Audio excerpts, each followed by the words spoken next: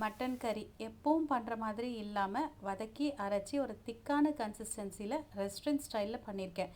எப்படி பண்ணுன்றதை பார்க்கலாம் வாங்க. ஒரு பேனில் 2 ஸ்பூன் ஆயில், 4 ஆனியனை ஸ்லைஸ் பண்ணி சேர்த்துக்கோங்க.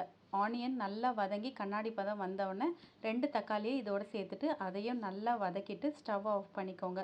இதை மிக்ஸி ஜாரில் மாற்றிட்டு இது கூடவே அரை மூடி திருவன தேங்காய், ஒரு 10 பல் முந்திரி, அரை ஸ்பூன் கசகசா, சோம்பு, கொஞ்சம் மிளகு, பட்டை, கிராம்பு, ஏலக்காய் சேர்த்துட்டு தண்ணி ஊற்றிட்டு நல்லா ஃபைனாக அரைச்சி வச்சுக்கோங்க.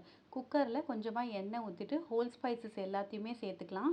அதுக்கப்புறம் மட்டனையும் இதில் சேர்த்துட்டு நல்லா வதக்கிக்கோங்க. கைவிடாமல் இந்த எண்ணெயிலே மட்டனை நல்லா வதக்கிட்டு சின்ன வெங்காயம் ஒரு 10 போல் எடுத்து அதை நறுக்கிட்டு அதோட 2 ஸ்பூன் தனியாத்தூள், 1 ஸ்பூன் மிளகாத்தூள், 1 ஸ்பூன் காஷ்மீரி மிளகாத்தூள், அரை ஸ்பூன் கரம் மசாலா, உப்பு, இந்த மசாலா இது எல்லாத்தையுமே சேர்த்துட்டு 2 ஸ்பூன் ஜிஞ்சர் கார்லிக் பேஸ்ட் இதையும் சேர்த்துட்டு குக்கரில் எவ்வளோ உங்களுக்கு தண்ணி வேணுமோ அவ்வளோவும் ஆட் பண்ணிவிட்டு 7 விசில் விட்டுக்கோங்க. மட்டன் நல்லா வெந்து அந்த எண்ணெயெல்லாம் பிரிஞ்சு மசாலா மேலே நிற்கும். அப்போ கொத்தமல்லி, கருவேப்பிலையும் சேர்த்துட்டு சர்வ் பண்ணி பாருங்கள்.